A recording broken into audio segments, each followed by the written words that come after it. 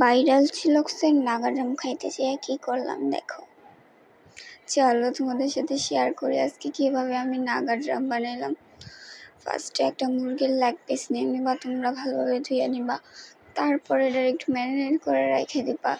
যখন ভাজবা তখন ভাজার আগে কি করবা, ওই যে নাগামরিচের যে পেস্টটা করে রাখবা ওইটা এটার উপর লাগাই নিবা। তারপরে আবারও কুটিং করে নিবা। তারপরে কুটিং করার পরে ওটা বাইজে নিবা। বাইজে নেওয়া নিলেই হয়ে যাবো আমাদের নাগাডাম রেডি।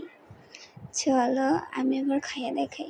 তবে আমি এখানে কুটিং করি নাই, আমি কি করছি, এটা একটু পাকনামি করতে যাই আমি ওই যে আলুর চপ যেভাবে বেসনে চুপাইয়া চাত করে ছেড়ে দেয় তেলের মধ্যে, আমি ওইটারে এরকমভাবে করে ফেলছি। ভাবছিলাম একটু অন্যরকম নতুনত্ব কিছু করি, এই জন্য এমন হয়ে গেছে। তারপরেও অনেক মজা লাগছে, তোমরা খাইয়া ট্রাই করে দেখতে পারো কেমন লাগে তোমাদের কাছে।